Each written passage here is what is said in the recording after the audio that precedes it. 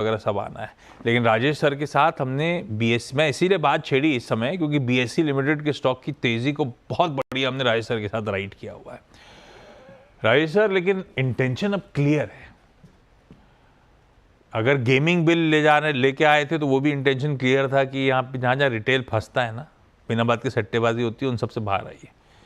मेरे ख्याल से वो क्लियर कट इंडिकेशन हो गया यहाँ के लिए भी, और वही चीज़ अब चेयरमैन साहब कह भी रहे, चेयरपर्सन साहब कह भी रहे। हालांकि कंसल्टेशन होगा, सबसे बातचीत होगी, उसके बाद होगा, पर डायरेक्शनली हम जा वहीं रहे। ऐसे में मामला गड़बड़ाएगा, अच्छा खासा गड़बड़ाएगा। इन सब के वैल्यूएशंस इसीलिए आए थे क्योंकि खूब वॉल्यूम्स थे, छप्पर फार वॉल्यूम्स। अब वो ऑब्वियस है कि बहुत हद तक ड्राई डाउन होने की कगार पे खड़े हैं और ड्राई डाउन होना शुरू हुए हैं। क्या करूं, बीएससी पे मुनाफा बांध लिया जाए या नहीं? Good afternoon Ashish ji. आपने सही कहा कि छप्पड़ फाड़ वॉल्यूम्स आए और छप्पड़ फाड़ रिटर्न्स आए। अगर कहा जाए तो 500 रुपया कम बोनस से मैं रिकमेंड करना चालू किया था। उसके हिसाब से अगर आप देखो तो 160 रुपया एडजस्टेड भाव होता है, उसके बाद 3000 तक गया और अब शायद 2300-2400 पे ट्रेड कर रहा है। मेरे हिसाब से ये जो एफएनओ को लेकर के जो दिक्कतें चालू हुई, वो जेन स्ट्रीट के जब खबरें आई थी उसके बाद से ही तूल पकड़ती हुई नजर आई। और कभी एक्सपायरी डेट चेंज होगा, कभी एफएनओ की समय सीमा बढ़ी जाएगी, ये सब बातें चल रही थी। और अभी कंसल्टेशन पेपर भी इशू आएगा और जैसा आपने कहा कि सब लोगों की राय मशवरा लिया जाएगा। तो शॉर्ट टर्म के लिए मुझे बिल्कुल लगता है कि थोड़े वॉल्यूम्स पे फर्क पड़ेंगे और हो सकता है कि स्टॉक दबाव में रहे। लेकिन अगर आप स्ट्रेंथ देखो काउंटर की, तो ऐसा है कि मार्जिन्स हमेशा बढ़ते हुए नजर आए हैं लास्ट पिछले कई क्वार्टर्स से। स्टार म्यूचुअल फंड का इनका जो प्लेटफॉर्म है वो बहुत अच्छी तरीके से करीब करीब 86% का मार्केट शेयर उसमें है। सीडीएसएल में 15% की होल्डिंग है इनकी। आईएनएक्स गिफ्ट सिटी में इनकी पहुंच है। बैलेंस शीट में 2000 करोड़ के आसपास का कैश पोजीशन पड़ी हुई है। और सेकेंड हाफ ऑफ इस साल में अगर आप देखो तो आईपीओ की पाइपलाइन बहुत तगड़ी है। तो आईपीओ की पाइपलाइन तगड़ी होने से कहा इनके यहाँ लिस्टिंग के फीस भी आएंगे, नई लिस्टिंग होगी, कैश मार्केट में वॉल्यूम बढ़ेंगे, तो हो सकता है कि शॉर्ट टर्म में दिक्कतें आए, नो डाउट ऑन दैट। लेकिन लंबी अवधि में ये जो भी मार्केट पार्टिसिपेंट्स है, फिर वो चाहे बीएसई हो, एनएसडीएल हो, सीडीएसएल हो, कल को एनएससी लिस्टिंग होगी, तो मुझे लगता है कि शॉर्ट टर्म के ब्लिप्स के बाद वापस से अगर लॉन्ग टर्म का कोई का नजरिया हो तो बिल्कुल इस गिरावट को एक मौके की तरह लें निवेश करने के लिए। मैं दोबारा कहूंगा, निवेश करने के लिए, ट्रेड करने के लिए ना ले। और इनफैक्ट हमने आज भी अभी इस न्यूज आने से, मैं अभी आपके साथ बैठने से 10-15 मिनट पहले हमारे जो हार्डकोर निवेशक हैं उनको बाय करने की ही सलाह दी। अरे वाह, चलिए ये था बढ़िया सा पर्सपेक्टिव। और बिल्कुल सही कह रहे हैं राजेश सर, हम कब से राजेश सर के साथ इस तेजी को राइड कर रहे हैं। कई बार इस शो के दौरान भी मैंने बीएससी लिमिटेड रह के बातचीत कर रखी है। अब ये थोड़ा सा समीकरण बदले थे, इसलिए मैंने कहा एक बार रिविजिट जरूर वो कॉल करनी चाहिए। सवाल जवाब के सिलसिले की शुरुआत कर दी जाए। जयपुर, पुणे, लखनऊ जाना है। सबसे पहले जयपुर से शकुंतला बंसल मैम जुड़ती हुई। शकुंतला मैम नमस्ते, गुड आफ्टरनून मैम। कितने टाइम से शकुंतला मैम स्टॉक मार्केट में हो आप? मैं 23-24 साल से हूँ इसी मार्केट में। पहले भी मैं 1 साल पहले भी आपके पास आई थी इसी में चैनल पे। पहले आए थे 1 साल पहले? आपके साथ कनेक्ट हुई थी 1 साल पहले भी। अरे वाह, welcome back Shakuntala ma'am. Shakuntala ma'am, कैसा चल रहा है पोर्टफोलियो? बहुत अच्छा चल रहा है, कोई कोई डाउन है अभी मार्केट। ठीक है, तो आप स्टॉक अपने खुद ही चुनते हो क्या? हाँ, मैं खुद ही डिसाइड करती हूँ अपने। अब हमारे परिवार में और लोग भी करते हैं, आपस में भी कंसल्ट कर लेते हैं, मेरे हस्बैंड भी करते हैं, सब करते हैं इसी। अरे वाह, सबके अपने अपने डीमैट अकाउंट है?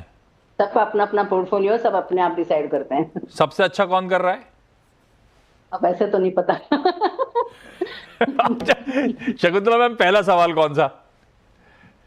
मैं सबसे पहले तो सीएनबीसी आवाज की और आपके इस प्रोग्राम के साथ बहुत सेंसेक्स और आपकी बहुत ज्यादा फैन हूँ। और आपके पूरे पैनलिस्ट भी बहुत thank you ma'am.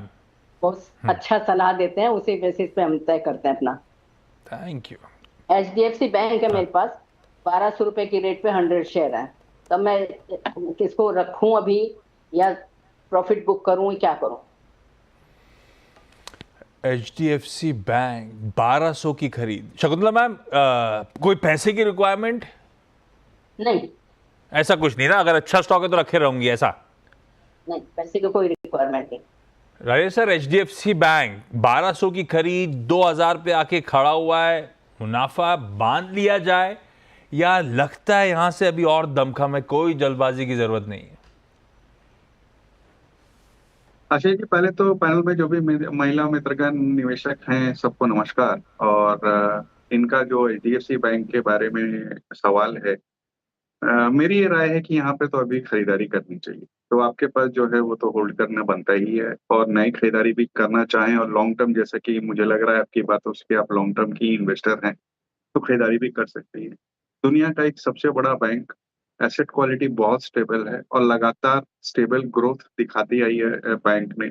Retail deposit mobilisation बहुत अच्छा हुआ इस क्वार्टर में। पहली तिमाही में अगर आप देखेंगे तो 12% के आसपास बॉटम लाइन में जंप थी। कैपिटल एडिक्वेसी रेशियो 20% के आसपास आ गया था। और न केवल ये बैंक बल्कि इनकी सब्सिडियरीज, चाहे वो HDFC लाइफ हो, AMC हो, एर्गो हो, सिक्योरिटीज, सभी शानदार काम कर रही हैं। हमारा अनुमान है कि इस साल 80,000 करोड़ के बॉटम लाइन ये बैंक डिक्लेयर करेगा, और उसी लिहाज से मैं समझता हूँ इतनी बढ़त के बाद भी ये अभी भी खरीदारी के लिए उपयुक्त है। अभी भी फ्रेश खरीदारी करी जा सकती है, उस तरह का बैंक है। तो आपकी तो 1200 की खरीद है मैम, बिल्कुल बने रहें, कोई दिक्कत नहीं। पुणे से शैली शाह जुड़ती हुई। शैली मैम, हाय, गुड आफ्टरनून शैली मैम। शैली मैम, कितना टाइम आपको हो गया स्टॉक मार्केट में? आप कैसे स्टॉक डिसाइड करते हो मैम? मेरा 2-3 साल हो गया मेरे को, और मेरा लर्निंग फेज चल रहा है अभी। मैं फंडामेंटल देखती हूँ, और आईटी में जो अच्छी कंपनियां रहती है उनको ही मैं लेना प्रीफर करती हूँ। ये आईटी से प्यार क्यों? अच्छा चल रहा था आईटी अब तक, इसीलिए। 2 साल से आप बाजार में, 2 साल से तो आईटी चल के नहीं दिया है। जब मैं ले रही थी तब अच्छा चल रहा था आईटी। आप ही के आने का इंतजार कर रहा था, तब से मामला गड़बड़ा गया आईटी का। तो सारे स्टॉक पोर्टफोलियो में आईटी है? नहीं, एक ही आईटी है। हाँ, एक ही आईटी है सर। एक ही आईटी है, अच्छा। आपका वीडियो बंद हो गया, अच्छा आ गया। शैली मैम, कौन सा आईटी है और सवाल उसी पे है क्या? हाँ, उसी पे है। मैंने इंफोसिस लिया हुआ है, 11 क्वांटिटी है और 1925 के रेट पे लिया था। एक्चुअली उसके बाद वो 2000 तक जाके भी आया, पर मुझे लगा वो 2200-2500 तक जाएगा तब मैं प्रॉफिट बुक करूंगी, पर अभी वो बहुत डाउन हो गया है। तो मुझे जानना है कि मैं होल्ड करूं या एवरेज कर सकती हूँ, और अगर एवरेज करना है तो अभी करूं या कौन से लेवल पे एवरेज हो सकता है? लिया जब था तो ट्रेडिंग के लिए लिया था क्या, कि लॉन्ग टर्म का ही सोच के लिया? लॉन्ग टर्म के लिए लिया था। तो फिर 1925 वाला 2000 तक गया तो लॉन्ग टर्म में कोई फायदा, वो तो बनता ही था। फंस गया, बात अलग है। है भी वैसे लॉन्ग टर्म रखने वाली कहानी, लेकिन भाव थोड़े से ऊपर के, साल के हाईज के आसपास अपने पास है। राजेश सर, सवाल आपने सुना। ए, रखे रहूं क्या? बी, और ऐड करना चाहिए क्या? और सी, ऐड करने का यही समय है क्या?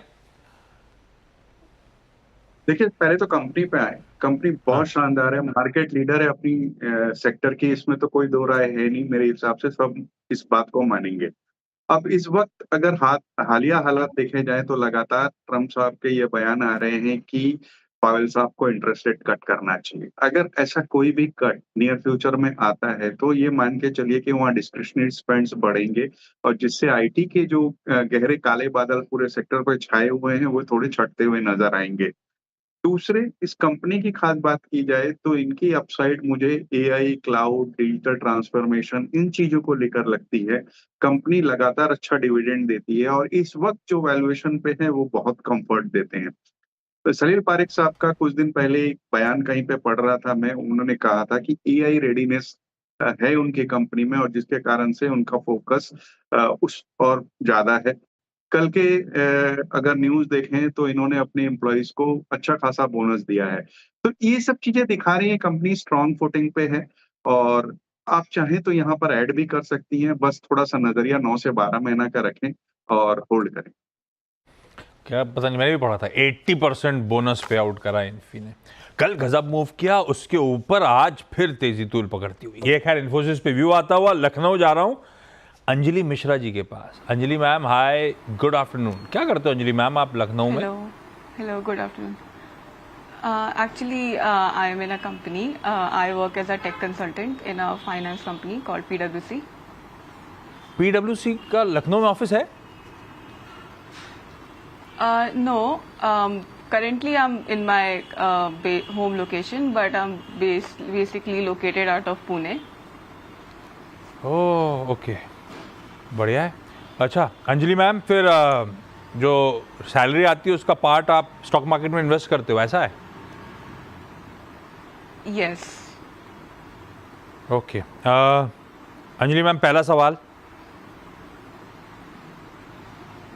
या सो मैंने कुछ टाइम पहले जियो फाइनेंस के शेयर्स लिए थे and I think I was around 50 shares और 330 पे मैंने लिया था एंड अंबानी शेयर होल्डिंग्स के अंदर है, सो उसका ट्रस्ट मार्केट बहुत बड़ा है, everybody trust Ambani holdings, so and I am not able to see any results और मतलब उसमें ज़्यादा कोई मूवमेंट नहीं है, सो आई वॉज थिंकिंग कि उसको रिटेन करना है या फिर उसको सेल करना है और should I keep it for long term investment, क्योंकि मैंने लॉन्ग टर्म इन्वेस्टमेंट के हिसाब से ही उस पर 50 शेयर्स बाय आउट किए थे।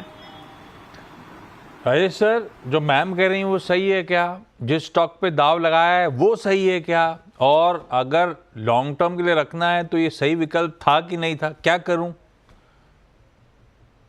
मैडम ने दो बातें कही, एक तो उन्होंने लॉन्ग टर्म के लिए लिया, दूसरे उन्हें अंबानी होल्डिंग्स पे बहुत भरोसा है, और दोनों चीजों से मैं पूरी तरीके से सहमत हूँ। खास करके इस कंपनी पर अगर आए तो पहले थोड़ा सा पैसिव एनबीएफसी की तरह थी, अब आए धीरे धीरे एक्टिव कामकाज की खबरें आने लगी है। पहली तिमाही में नतीजे में बहुत शानदार जंप देखा गया, बॉटम लाइन में देखेंगे तो बहुत बढ़िया बढ़त हुई थी, इंटरेस्ट इनकम लगभग दुगना हो गया था। ब्लैक रॉक के साथ इन्होंने करार किए एएमसी और स्टॉक ब्रोकिंग के लिए। बहुत छोटे समय में 14,800 करोड़ का एयूएम इनके म्यूचुअल फंड में हो गया है। पेमेंट बैंक में स्टेट बैंक की हिस्सेदारी खरीदने के बाद फुल्ली सब्सिडियरी हो गई है उनकी, जिनके कई जगह आउटलेट्स हो गए हैं और लैस वगैरह में भी एंटर कर रहे हैं। इन सब चीजों के मद्देनजर और खास करके इनके फ्यूचर प्रोस्पेक्ट्स को देखते हुए मुझे लगता है इस स्टॉक को आपको कम से कम 2 साल तक रोज भाव न देखें तो बहुत उपयुक्त तो होगा, और चाहें तो और भी ऐड कर सकती हैं। अच्छा, जियो फाइनेंशियल्स की इतनी डिटेल में चर्चा हुई तो एक बात बता दूं, इस चैनल के और जियो फाइनेंशियल्स के प्रमोटर्स सेम है, तो प्लीज़ एक इंडिपेंडेंट फाइनेंशियल एडवाइजर से आप भी कंसल्ट कर लीजिएगा अंजलि मैम। लेकिन ये थी राजेश सर का व्यू, बढ़िया सा। मुझे लगता है शो को यहीं अब समेटने का वक्त भी हो गया है। शकुंतला मैम, शैली मैम, अंजलि मैम और इवन राजेश सर, आप सबका जुड़ने के लिए तहे दिल से शुक्रिया। ब्रेक एक बात बोलना भूल गया था। शकुंतला मैम, शैली मैम, अंजलि मैम जो सब आज जुड़े थे, सॉरी आप लोग की आगे क्वेरीज ले नहीं पाया था। किसी और दिन जब राजेश सर होंगे आप तीनों को वापस पैच कर लेंगे, रिकनेक्ट कर लेंगे, आप लोग के टाइम के हिसाब से, अवेलेबिलिटी के हिसाब से आपसे फिर से बातचीत हो जाएगी। खैर,